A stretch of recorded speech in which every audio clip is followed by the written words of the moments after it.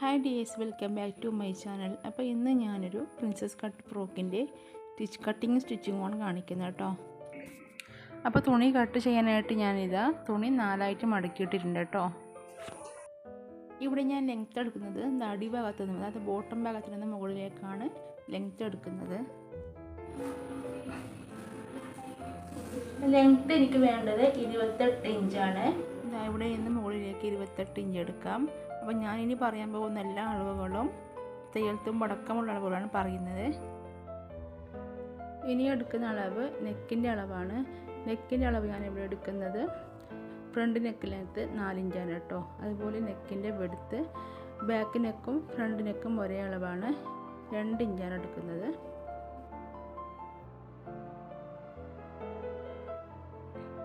ഇനി ബാക്ക് നെക്കിൻ്റെ length 3 inch കൊടുക്കുകയാണ്. അപ്പോൾ ഞാനിവിടെ 2 നെക്കിന് റൗണ്ട് ഷേപ്പ് കൊടുത്തിരിക്കുകയാണ്.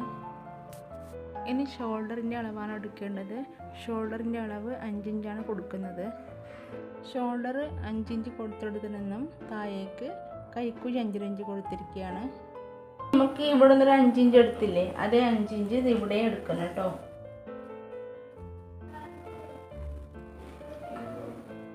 ഇവിടെയാണ് 5 ഇഞ്ച്.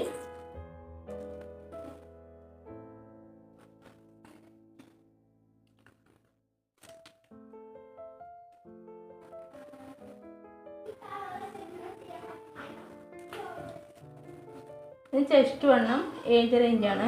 ഞാൻ നേരത്തെ പറഞ്ഞിട്ടുണ്ടായിരുന്നു കേട്ടോ, തയ്യൽത്തും പുടക്കമുള്ള ഒരു കണക്കാണ് ഞാൻ പറയുന്നത്. അപ്പോൾ കൈക്കുഴിയുടെ നേരെ 7.5 ഇഞ്ച് കണ്ടില്ലേ, ഇവിടെ 7.5 ഇഞ്ചാണ്. കൈക്കുഴിയുടെ നേരെ 7.5 ഇഞ്ച് അടയാളപ്പെടുത്തി കൊടുക്കുകയാണ്. ഇങ്ങനെ അടയാളപ്പെടുത്തി കൊടുത്തു. ഇനി 1 ഇഞ്ച് ഇവിടെ കോർണറിൽ നിന്നും ഇവിടെ മേലേക്ക് അടയാളപ്പെടുത്തി കൊടുക്കാം. കൈക്കുഴിയുടെ കോർണറിൽ നിന്നുമാണ് 1 ഇഞ്ച് കൊടുത്തിരിക്കുന്നത്. അതിലൂടെ വേണം നമുക്ക് കൈക്കുഴി അരച്ചു കൊടുക്കാൻ കേട്ടോ.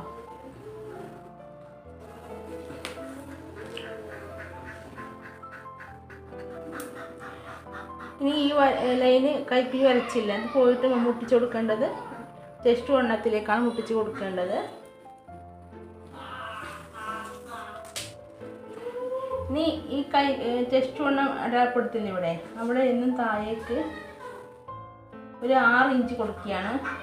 ഇവിടെയാണ് 6 ഇഞ്ച്. നമുക്ക് വേസ്റ്റ് വണ്ണം കിട്ടുന്നത് ഇവിടെയാണ് കേട്ടോ. ഇത് ചെസ്റ്റ് വണ്ണമാണെങ്കിൽ ഇത് ഇവിടെ വേസ്റ്റ് വണ്ണമാണ്. വേസ്റ്റ് വണ്ണം നമുക്കൊരു 1 ഇഞ്ചൊക്കെ 1 ഇഞ്ച് കുറഞ്ഞേ കിട്ടുള്ളൂ കേട്ടോ. അപ്പോൾ നമ്മൾ ഇവിടെ എടുത്തത് 7.5 ഇഞ്ചാണെങ്കിൽ ഇവിടെ കൊടുക്കേണ്ടത് 6.5 ഇഞ്ചാണ്. 6 ഇഞ്ച് ഞാൻ കൊടുത്തു കേട്ടോ. ഇതാണ് 6 ഇഞ്ച്. അപ്പോൾ ഇവിടെ നിന്നും ഇവിടേക്കാണ് 6 ഇഞ്ച് കൊടുക്കേണ്ടത്.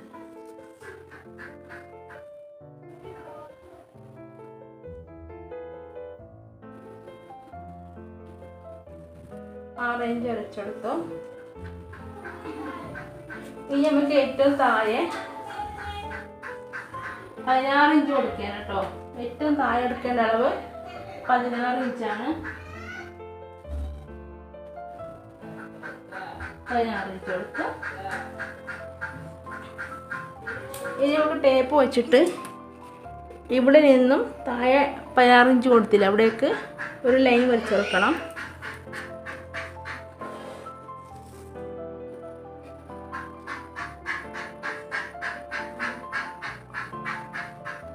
ഒരു ലൈൻ വരച്ചെടുത്തോട്ടോ.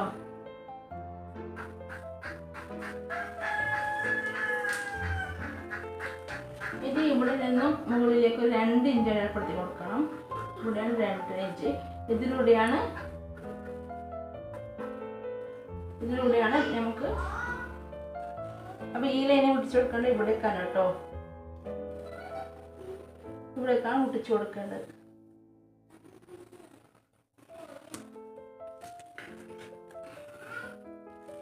ഇനി നമുക്ക് കൈക്കുഴിയുടെ സെൻറ്റർ കണ്ടുപിടിക്കണം. അപ്പോൾ കൈക്കുഴി ഇതുപോലെ അളന്ന് നോക്കുക.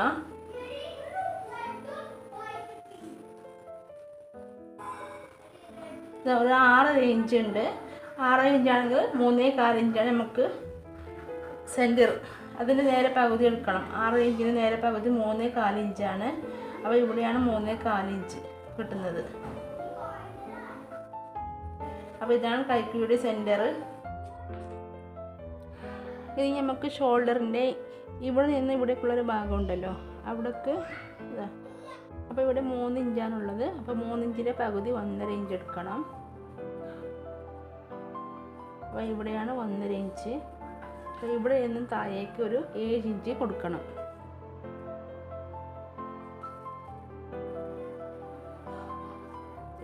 കൊടുത്തു. ഇനി നമ്മൾ നേരത്തെ കൈക്കൂടെ സെൻറ്റർ അളന്നെടുത്തിട്ട് നമ്മൾ എല്ലാപ്പെടുത്തി കൊടുത്തില്ലേ, അവിടെ നിന്നും ഇതാ ഇതുപോലെ ഒരു ലൈൻ വരച്ചെടുക്കുക. ഇവിടേക്ക് മുടിച്ചെടുത്തു.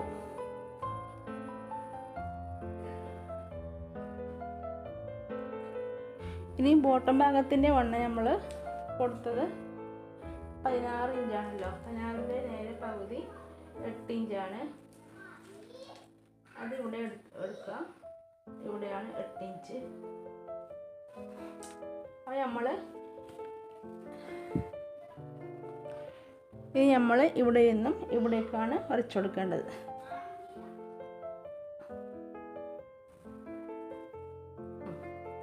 ഇവിടേക്ക് വരച്ചു കൊടുത്തു. ഇനി നമുക്ക് കൈക്കുഴിയുടെ സെൻറ്ററിൽ നിന്നും അടുത്ത അളവുണ്ടല്ലോ, അത് താഴെ വരെ കട്ട് ചെയ്തെടുക്കാം.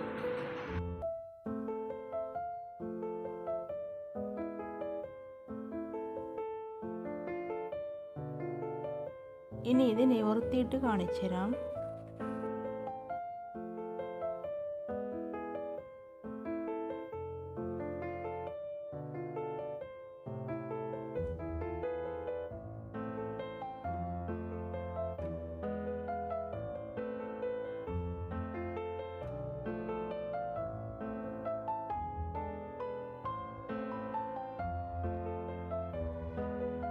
ഇനി ബാക്ക് പാർട്ട് എടുത്തിട്ട് ഇതുപോലെ മടക്കിയിട്ടതിന് ശേഷം സെൻറ്ററിൽ നിന്നും 3 ഇഞ്ച് കട്ട് ചെയ്തെടുക്കണം. ഇത് കുടുക്ക് വെക്കാനുള്ള ഭാഗമാണ് കേട്ടോ.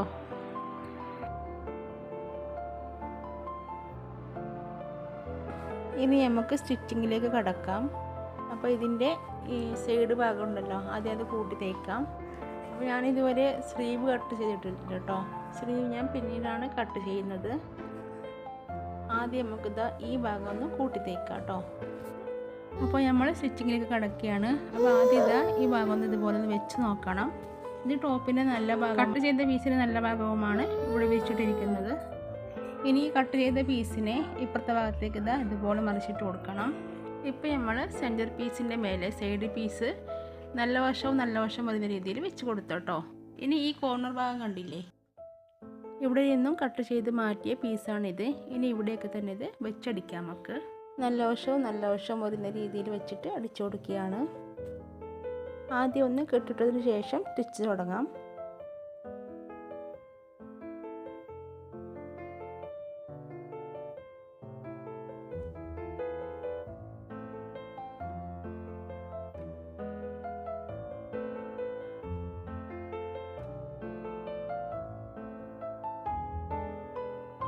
അങ്ങനെ 2 ഭാഗവും ഞാനിതാ കൂട്ടിയടിച്ചു കേട്ടോ. ഇനി നമുക്കിതിലേക്ക് ലൈനിങ് വെച്ച് കൊടുക്കണം. ലൈനിങ്ങിനായിട്ട് ഞാൻ ടോപ്പ് കട്ട് ചെയ്തെടുത്തില്ല, അതിൻ്റെ ബാക്കി ഭാഗം തന്നെയാണ് ഇതിലേക്ക് വെച്ച് കൊടുക്കുന്നത് കേട്ടോ. ആദ്യം ഞാൻ ഫ്രണ്ട് പീസിലേക്കാണ് ലൈനിങ് വെച്ച് കൊടുക്കുന്നത്. ഫ്രണ്ട് പീസിലായാലും ബാക്ക് പീസിലായാലും ലൈനിങ് വെക്കുമ്പോൾ കറക്റ്റ് ഇതാ എല്ലാ ഭാഗവും ഒരുപോലെ വെച്ചിട്ട് ഈ ഷോൾഡറിൻ്റെ ഭാഗം ഒരുപോലെ വെക്കണം കേട്ടോ. എന്നിട്ട് ആദ്യം ഈ നെക്കിൻ്റെ ഭാഗത്ത് റൗണ്ടിൽ ഒന്ന് സ്റ്റിച്ച് ചെയ്തിട്ട് ലൈനിങ് ഉള്ളിലേക്ക് മറിച്ചിടാം.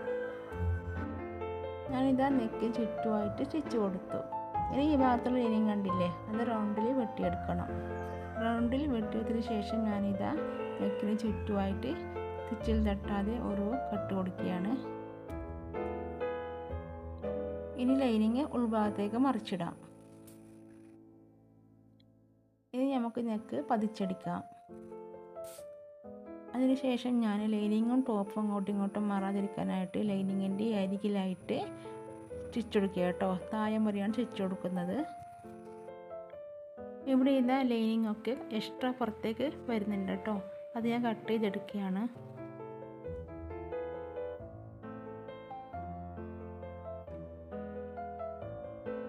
ഇനി ഞാൻ പ്രിൻസസ് കട്ട് ഫ്രോക്കിന് വെച്ചെടുക്കുന്ന സ്ലീവ് പഫ് സ്ലീവാണ് കേട്ടോ. അപ്പോൾ സ്ലീവ് കട്ട് ചെയ്യാനായിട്ട് ഞാനിതാ തുണി 4 ലെയറിൽ മടക്കിയിട്ടിട്ടുണ്ട് കേട്ടോ. ഇതിൻ്റെ കരഭാഗം ചുളിവൊക്കെ ആയതുകൊണ്ട് ഞാൻ കട്ട് ചെയ്ത് കളയാണ്. ഇനി നമുക്ക് സ്ലീവിൻ്റെ അളവുകളൊക്കെ ഇറക്കം ഞാനിവിടെ കൊടുക്കുന്നത് 5 ഇഞ്ചാണ്.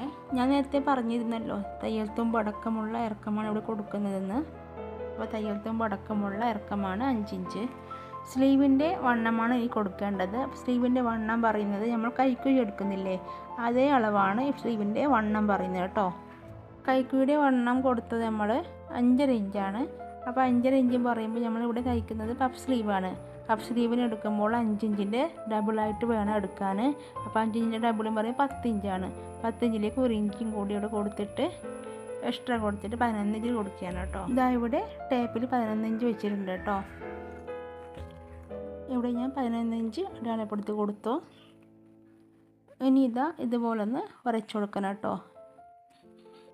ഇവിടെ ഞാൻ 11 ഇഞ്ച് അടയാളപ്പെടുത്തിയില്ലേ, അതിലൂടെ കുഴിച്ച് ഇതുപോലെ വരക്കണം.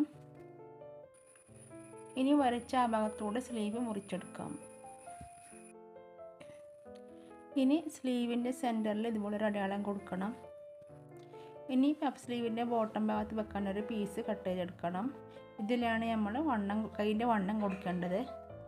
ഈ പീസിൻ്റെ നീളം ഞാൻ എടുക്കുന്നത് 9.5 ഇഞ്ചാണ്. വീതി 3 ഇഞ്ചുമാണ് എടുക്കുന്നത്. ഇവിടെ ഈ 9.5 ഇഞ്ച് എന്ന് പറയുന്നത് നമ്മുടെ കൈൻ്റെ ഏറ്റവും താഴത്തെ വണ്ണം ഉണ്ടല്ലോ, അതാണ് ഈ 9.5 ഇഞ്ച് കേട്ടോ.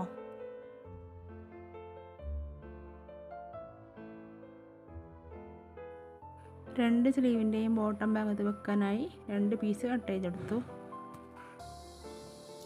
ഇനി സ്ലീവിൻ്റെ ബോട്ടം ഭാഗം ഉണ്ടല്ലോ, അത് സെൻറ്ററിൽ നിന്ന് മടക്കിയിട്ട് അതുപോലെ അടി വെച്ച് കൊടുക്കണം. എന്നിട്ട് നമ്മൾ സ്ലീവിൻ്റെ ആ ഭാഗം, സ്ലീവിൻ്റെ നല്ല ഭാഗം അടിയിലേക്കാണ് വരേണ്ടത് കേട്ടോ. എന്നിട്ട് ഇതുപോലെ കുഞ്ഞു പ്ലേറ്റ് ഇട്ട് കൊടുക്കണം. ഇത് ആദ്യം 1 ഇഞ്ചോളം നമ്മൾ സ്ട്രൈറ്റ് അടിച്ചുകൊണ്ട് വരണം കേട്ടോ. എന്നിട്ടാണ് പ്ലേറ്റ് ഇട്ട് കൊടുക്കേണ്ടത്.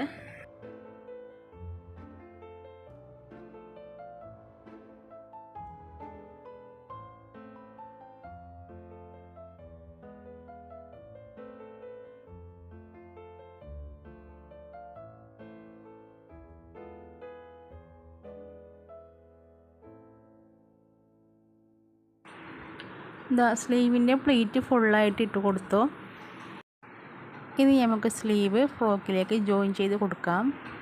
സ്ലീവിൻ്റെ നല്ല ഭാഗവും ഫ്രോക്കിൻ്റെ നല്ല ഭാഗവും ഇതുപോലെ വെച്ചിട്ട്, അതായത് സ്ലീവിൻ്റെ സെൻറ്ററിലായിട്ടൊരു അടയാളം കൊടുത്തിട്ടുണ്ടല്ലോ നേരത്തെ ഞാൻ. സ്ലീവിൻ്റെ സെൻറ്ററും ഷോൾഡർ ജോയിൻ ചെയ്ത് കൊടുത്തില്ല, അതാണ് കൈക്കുഴിയുടെ സെൻറ്റർ. അത് രണ്ടും ഒരുപോലെ വെച്ചിട്ട് സെൻറ്ററിൽ നിന്ന് നമുക്ക് സ്റ്റിച്ച് തുടങ്ങാം.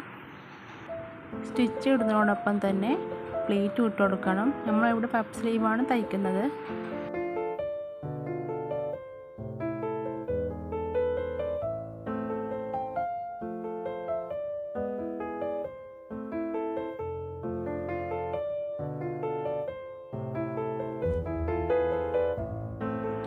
അങ്ങനെ ഒരു ഭാഗം പ്ലേറ്റ് കൊടുത്തു കേട്ടോ.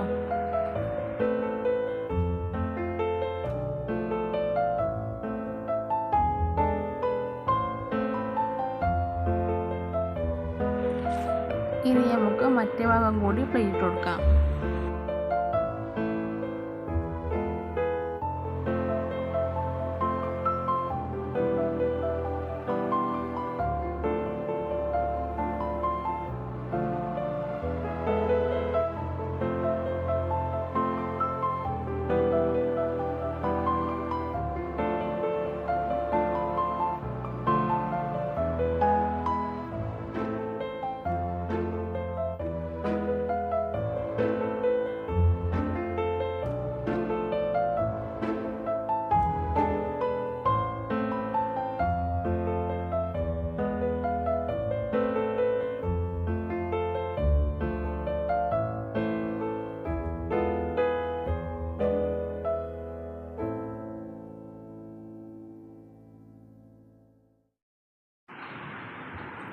സ്ലീവ് ഫുള്ളായിട്ട് സ്റ്റിച്ചിട്ട് കൊടുത്തു.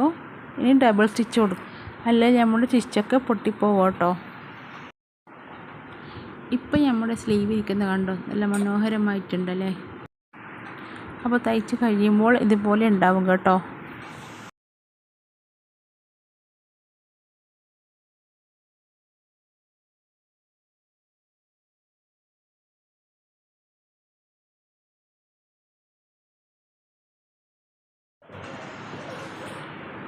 അപ്പോൾ 2 സ്ലീവും ഞാൻ ജോയിൻ ചെയ്ത് കൊടുത്തു.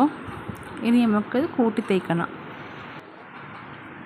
അതിനു മുമ്പ് ഇതാ സ്ലീവിൻ്റെ ഈ ഒരു ഭാഗത്ത് ഒരു സ്ട്രൈറ്റ് സ്റ്റിച്ച് കൊടുക്കണം.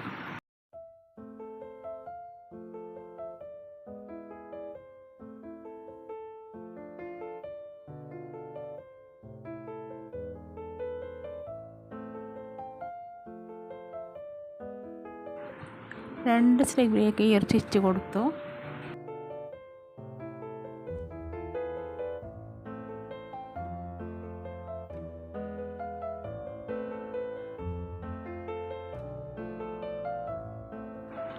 ഇനി നമുക്ക് ഫ്രോക്കിൻ്റെ 2 ഭാഗവും കൂട്ടി തയ്ക്കാം.